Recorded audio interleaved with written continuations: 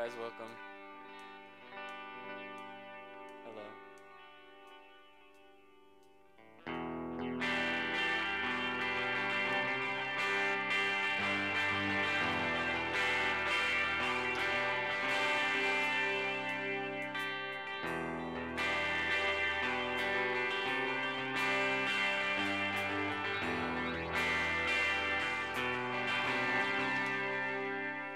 When I'm dry and thirsty, Lord, and I'm crying out for more, I know I can trust in your love. In the darkness in the night, when I'm starving for the light, I know I can trust in your love. Sing that with me again. When I'm dry and thirsty, Lord, and I'm crying out for more, I know I can trust in your love. In the darkness in the night, when I'm starving for the light, I know I can trust in your love. You keep no record of my sin.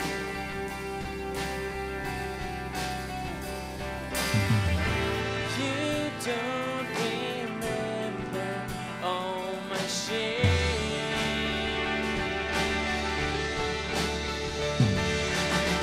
Your love heals every disease. Your love fills my every need. Your love is everything to me. Your love is everything. Your love heals every disease. Your love fulfills my every need. Your love is everything to me. Your love is everything.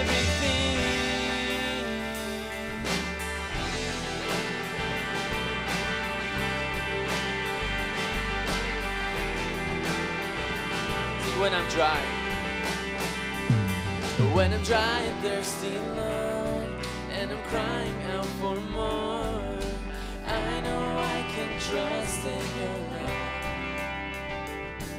In the darkness in the night, when I'm starving for the light, I know I can trust in your love.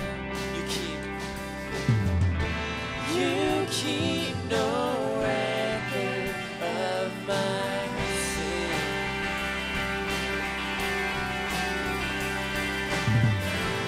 You don't remember all my shame, all my shame. Your love heals every disease. Your love fulfills my every need. Your love is everything to me. Your love is everything. Your love heals every disease. Your love fulfills my every need. Your love is everything to me. Your love I will not forget. I won't forget your promises. I will not forget. I won't forget your love. I will not forget. I won't forget your promises. I will not forget. I won't forget your. See, I will not forget. I will not forget. I won't forget your promises. I will not forget. I won't forget your love. I will not forget. I won't forget your promises. I will not forget. I won't forget your love. I will not forget. And nothing is impossible. I will not forget. I won't forget your love. I will not forget. And nothing is impossible. I will not forget. I won't forget your love. You keep no record of my sin.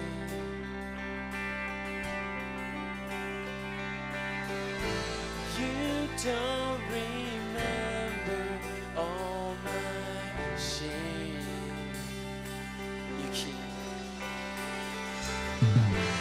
You keep no record of my sin.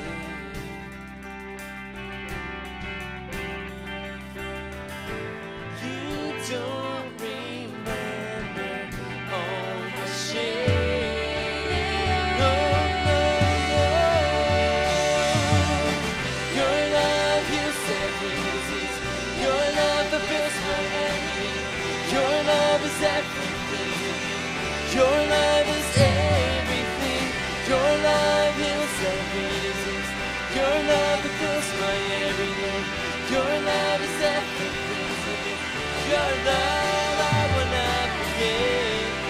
I won't forget your promises. I will not forget. I won't forget your love. I will not forget. Forget your promises. I will not forget. I won't forget your love. I will not forget. I will not forget. I won't forget your promises. I will not forget. I won't forget your love. I will not forget. I won't forget your promises. I will not forget. I won't forget your love. I will not forget. I won't forget your promises. I will not forget. I won't forget your love. I will not forget. Won't forget your promises. I will not forget. I won't forget your love.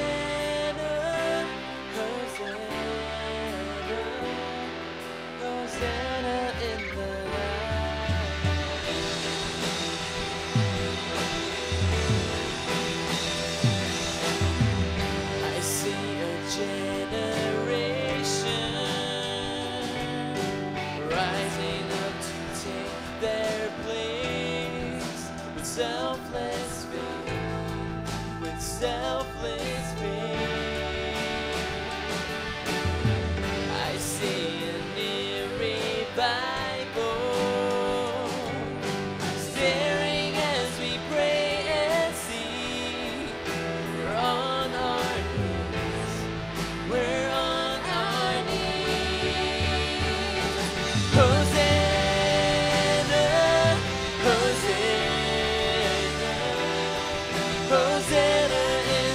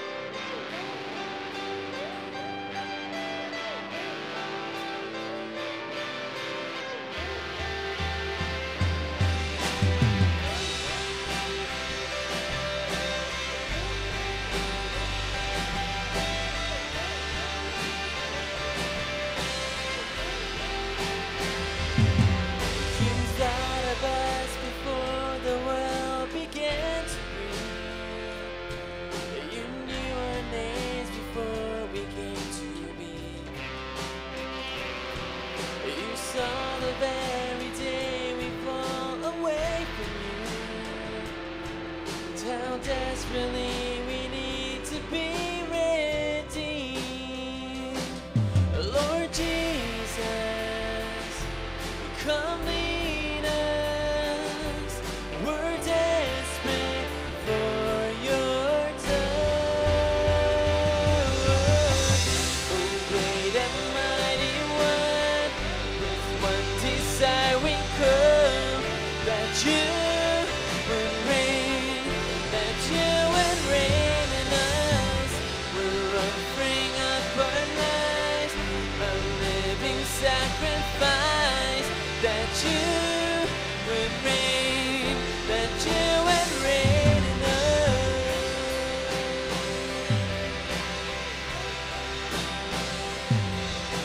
Spirit of the living God, fall fresh again. Come search our hearts and purify our life. We need your perfect love, we need your discipline. We're lost and let you guide us with your light. Lord Jesus, come lead us. We're desperate for your touch. Oh, great and mighty one, with one desire we come, that you would reign, that you would reign in us.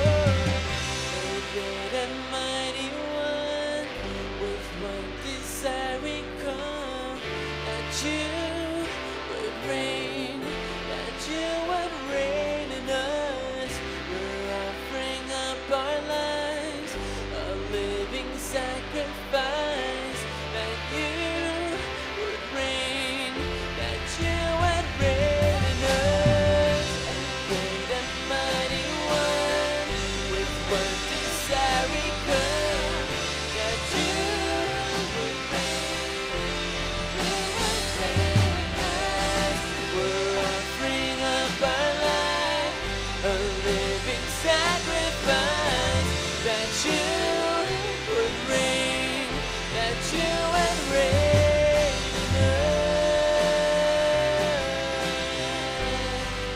That you would reign in us, Jesus. That you would reign in us.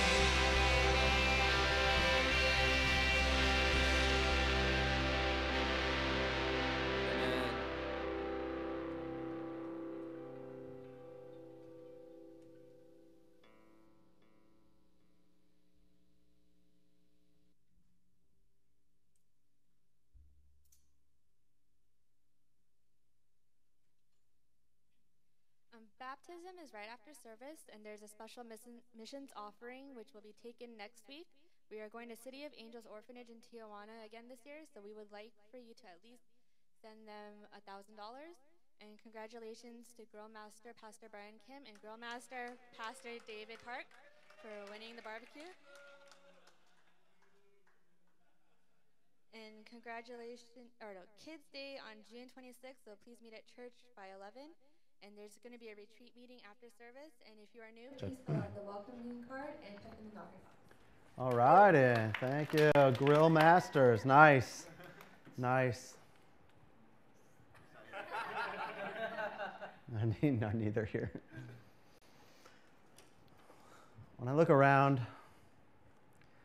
I have to say, I think you guys are really weird. I think the people that are next to you are really weird. I think a lot of you are really weird. I was thinking about Kevin this week. He's definitely weird. Did you know Kevin, when he is eating his fries, he will sort his fries 2 by 2, like Noah, by shape, and then he'll eat them 2 at a time. And if you take one of the 2, he'll be very upset. He's bothered by this because they have to be eaten 2 at a time. That's a little weird. My wife, she's pretty normal normally, but when she cleans up the house, like every night we do dishes, and she'll do dishes and I'll dry dishes, or I'll put the kids to bed and she does dishes, whichever it is. But what will happen is she'll wash like all the dishes, clean all the counters, and dry all of the dishes except for 2. She'll always leave 1 or 2 just sitting there. Now they've been washed, but they haven't been dried and put away. But she dried like 6 others. So she'll dry a pot, put it away, dry a pot, put it away, dry a pot, and then she'll leave 2.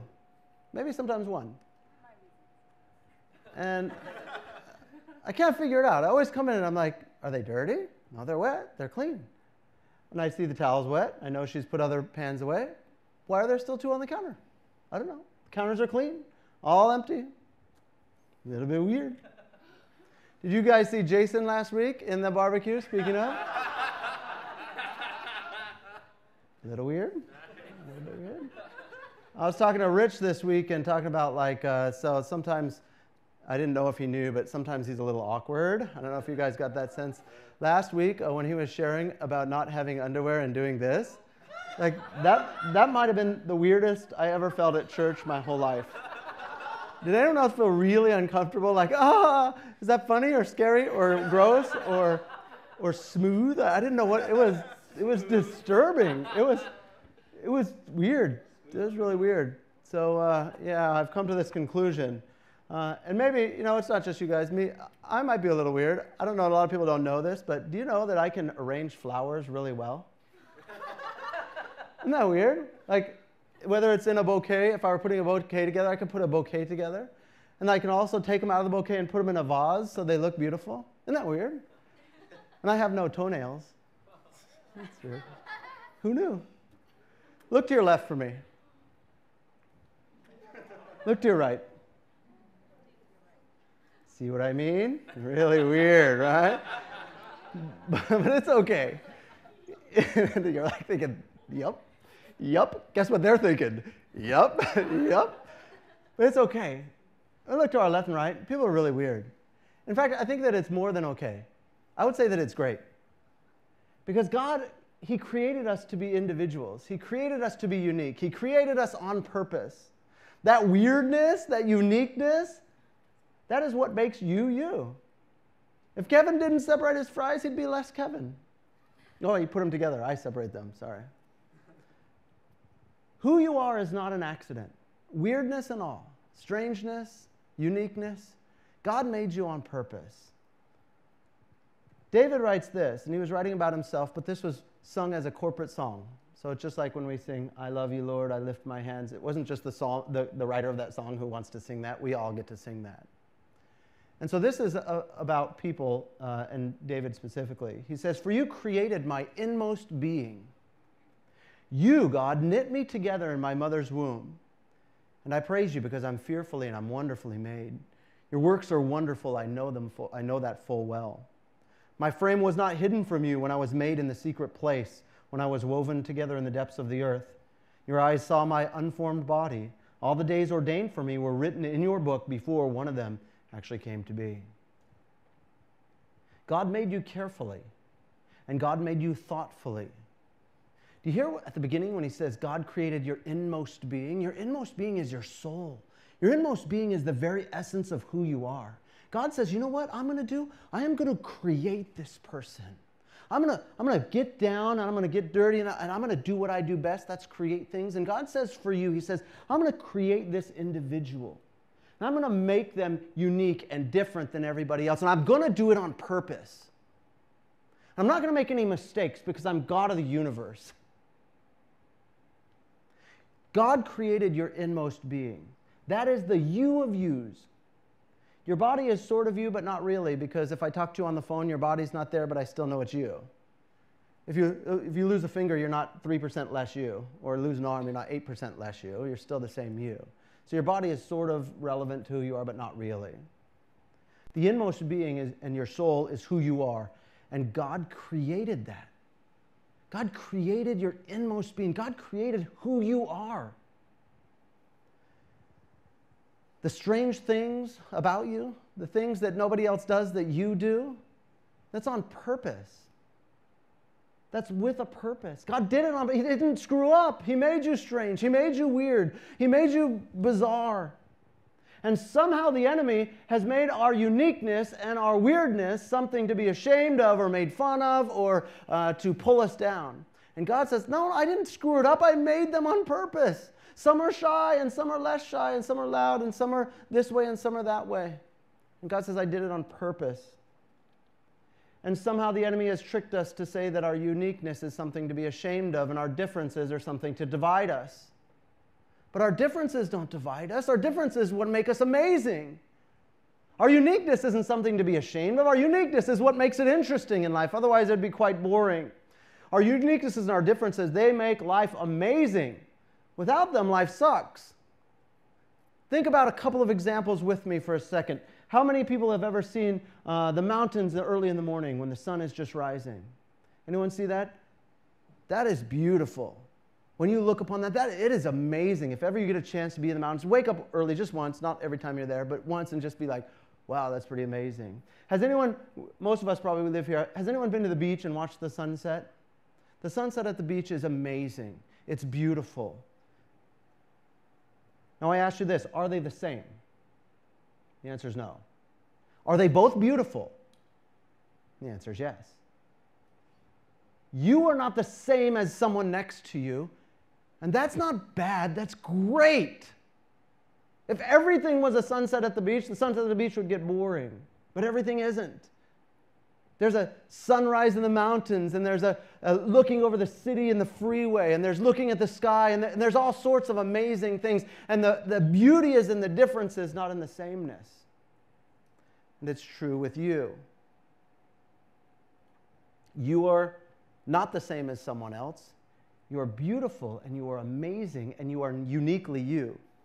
Imagine a world where there was only one color. Imagine with me. I was doing this the other day before I was falling asleep, taking a nap in the middle of the week, and I started to think of like, what if the whole world was mauve? I don't know why I picked the color mauve, but that's what I was thinking of.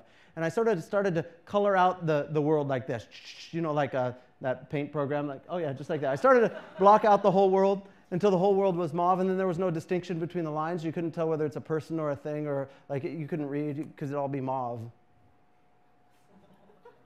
Would that suck or what? You could, like if everything was the exact same color, there'd be no distinction between anything. That would be sucky. That wouldn't be cool.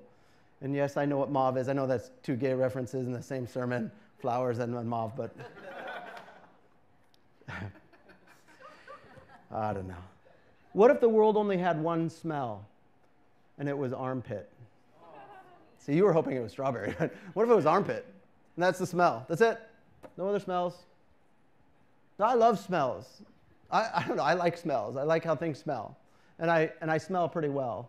So even when we went to China to meet my son, China smells differently than America does.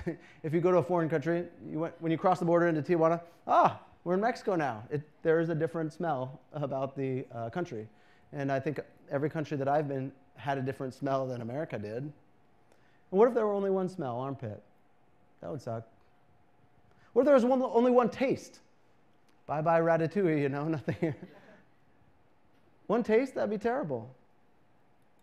So sameness isn't better. Life would be so sucky if people were all the same. What if everyone was a dude? Oh, no thanks. That would suck if there were just dudes and no girls. Oh.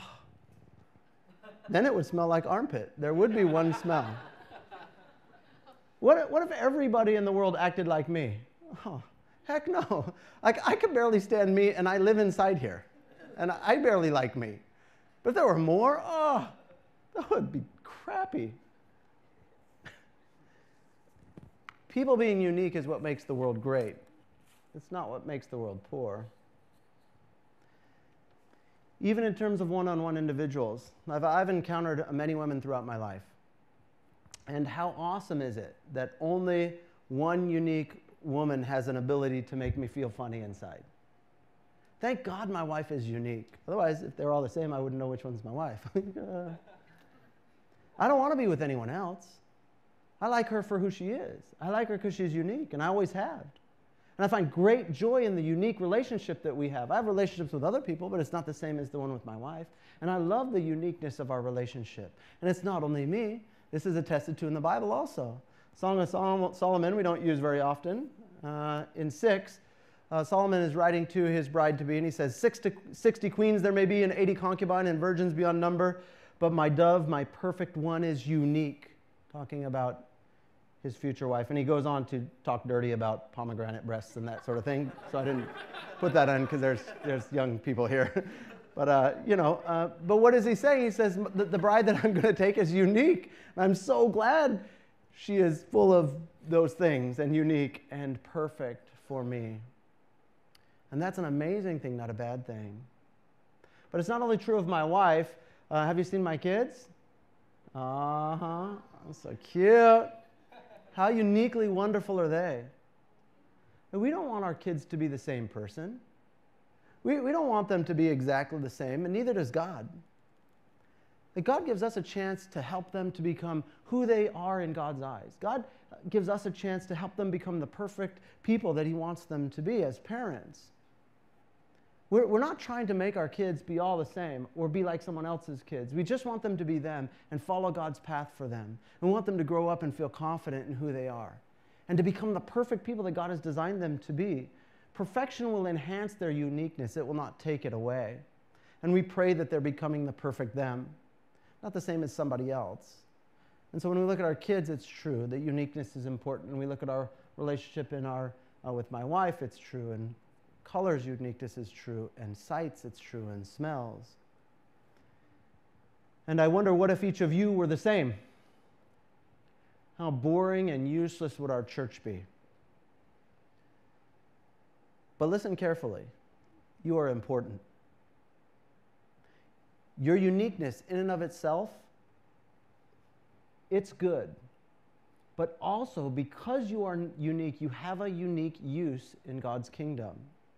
God calls you to be part of the body. He wants you to be functioning. He wants you to use your uniqueness, your gifts that only you have, to build other people up that are in this body and to build up His kingdom. He's created unique so that you have a unique job to do. Not everybody can stand here on Sunday and give a sermon. That would be really weird. There'd be no one in the seats. Not everybody could sing, and then there'd be no one listening and worshiping from both sides. God created you unique on purpose, for a purpose. There are things in this life that only you can do and nobody else can. There are things that only you can accomplish. That no matter how hard I try, I can't. And this is true for us. It was true in the Bible. Paul says this about it. He says, "But when God, you set me apart from my mother's womb and you called me by your grace, God was pleased to reveal His Son in me so that I might preach Him among the Gentiles." And Jeremiah in the Old Testament says the same thing. "The word of the Lord came to me. Before I formed you in the womb, I knew you. Before you were born, I set you apart. I appointed you as a prophet to the nations." You see, God says, not only did I create you unique, not only did I fashion your insides, not only did I make your soul how I wanted it to be made, but He says, as I did that, I had something in mind for you. I am making you for a purpose on purpose. I am not screwing up. I know what I'm doing. I'm God of the universe. And I am doing this on purpose because I'm going to put you in a place that only you can be with your unique personality. Nobody else can be in that place. You can do things on this planet that only you can do. Gina at her work is the only person at this church who can talk to these two Mexican guys. That's it. Nobody else. I will never meet these Mexican guys. My Spanish isn't good. Oh, Facebook reveals all the secrets. Gina is the only person from this church that can share Jesus with these guys. Nobody else can. You're not in the position to. You'll never meet them, and if you do, they might rob you. They're from LA, that's how they roll. Oh, they're nice guys, right. They stole that cake. Just kidding. She is the only person that can minister to these people. Nobody else in this church can. She's the only one that they buy a Korean cake for. They're Mexican, but that's Korean cake, clearly. That's weird. And she's put in a unique place to bless their life, and a place that I can't be. Your aunts, your cousins, your friends, all these people I'll never have contact with. I can't meet them. I certainly won't have an opportunity to tell your auntie about Jesus. Can you imagine me at your family function? Hey, he invited me to tell everyone about Jesus. Hi, good to see you. No? Like, what the hell? You know, like, who is this random person that you've invited? Or show up at, your campus. Hey, 40-year-old guy here, I brought a pizza. Let's share it and talk. Creeper. I can't show up on campus anymore. I can't meet the people you can meet. I can't meet your grandma in Korea. I can't meet your coworkers. I can't interact with the same people that you interact with. I don't have the time nor the desire. And God puts you in a particular place, in a particular situation on purpose and for a reason.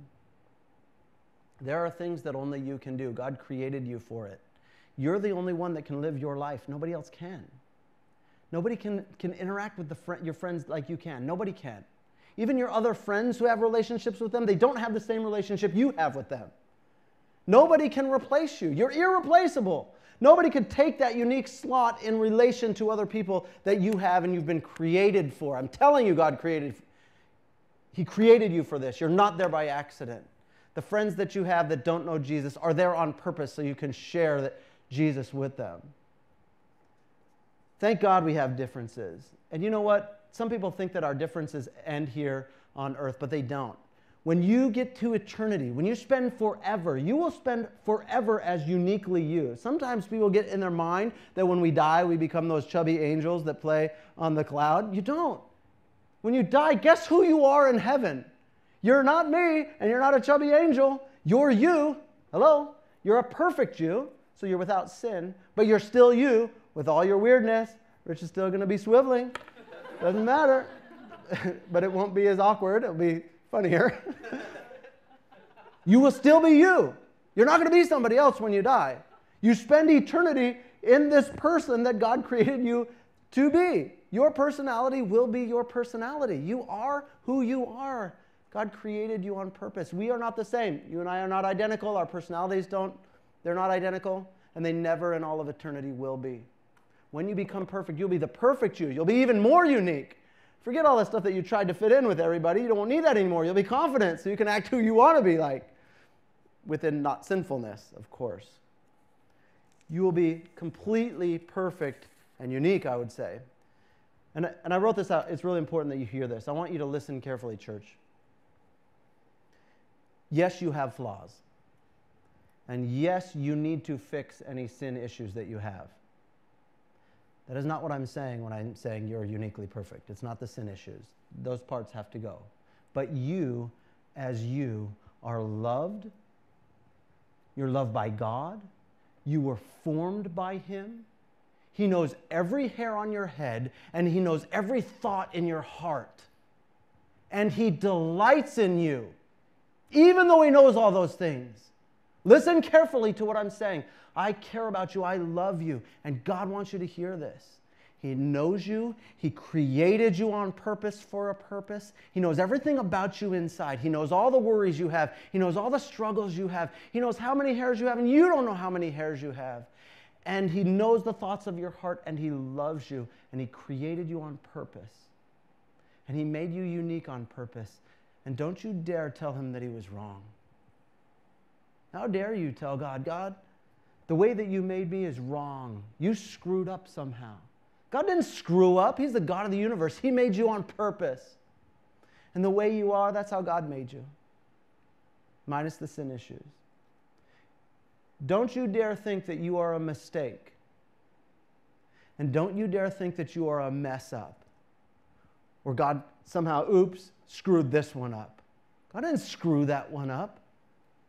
God made you perfect on purpose. And He made you unique. You are not a mess up. You are not a mistake. And I don't care who's told you those lies in your life, whether it's your parents or your friends your schoolmates. It doesn't matter who said those things. Those are lies. That you aren't worthwhile, or that you aren't, the way God made you unique isn't cool and great and amazing. God says, I made you that way on purpose, and you are amazing, and I love you. But I have sin, and